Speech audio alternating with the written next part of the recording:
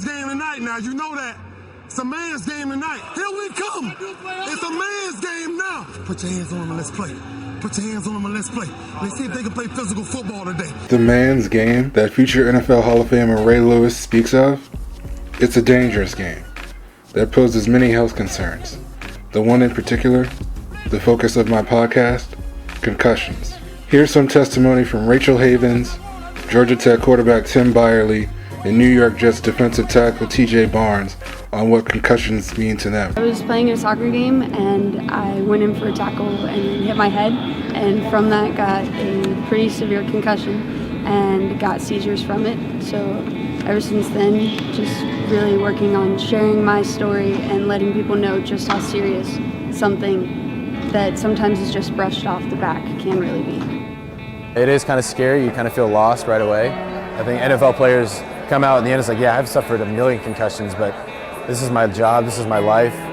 You want to succeed in this game. You want to be able to do everything you dreamed of as a kid, but you also want to keep yourself safe for the long run. It's crazy how much it can change your life, but it's also crazy how much it puts things in perspective. I spoke with Mike Wise, senior writer of ESPN's The Undefeated, and asked him where the NFL dropped the ball on this issue, and he gave some great insight. In all of your years covering the sport, no doubt the NFL has improved in making rule changes on the field, but where have they dropped the ball on the concussion issue in your mind? They dropped the ball on the concussion issue by going into denial about the seriousness of it. The biggest thing they did, in my opinion, was almost negate hard science and use their own doctors and their own medical opinions to decide that no, in fact, concussions weren't as big a problem as many people were saying they were. I also believe that the campaign to ensure safety that Roger Goodell undertook, including going out to Midwestern moms and telling them that their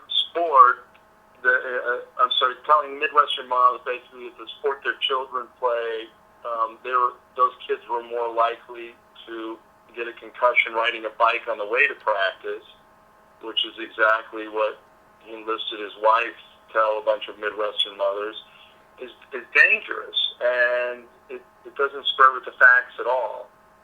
And so I think the biggest thing that the NFL has done wrong is, one, deny the science, and two, go to great lengths to make sure its future talent pool, basically children playing Pop Warner, weren't affected by propagating myths about things they didn't know about. I think it was dangerous. It was almost negligent in your role as an NFL commissioner to start a media campaign to stop the wildfire and all the negative concussion research. You know, I understand people think that football is under attack now,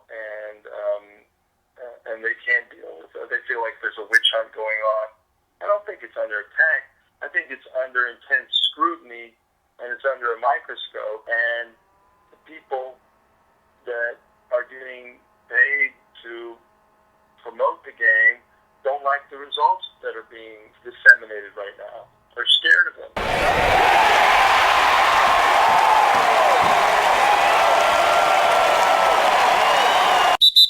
Cole Moog of the Purple Rain Show had a different perspective on how the NFL has handled concussions. I think NFL is doing a much better job at combating concussions and the issues that are with concussions. It's obviously a very delicate process. CTE has been a well-known thing now for a good amount of years, so the NFL is trying to implicate better rules and guidelines on how to deal with concussions. I really think that they are doing a much better job. You see players not going back to the games after they get a head injury, and I think that they've done a really good job in that sense in stopping the players from going back into the game to re-injure their brains more. So I think that I really do like that, the way they've been doing that, for sure.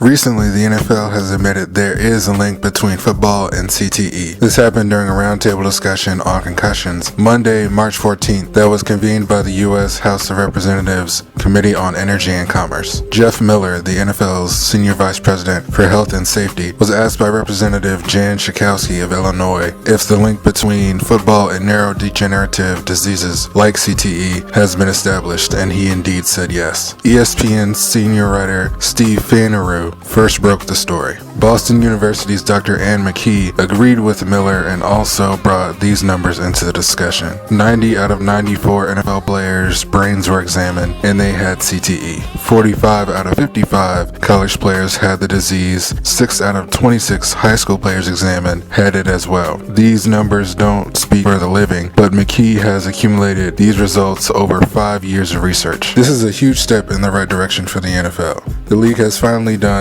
what it should have done in the first place. Now, will real change happen as a result of the NFL's admission? If they're smart, they'll make it happen. This is Anthony Brown, signing off. Thanks for listening.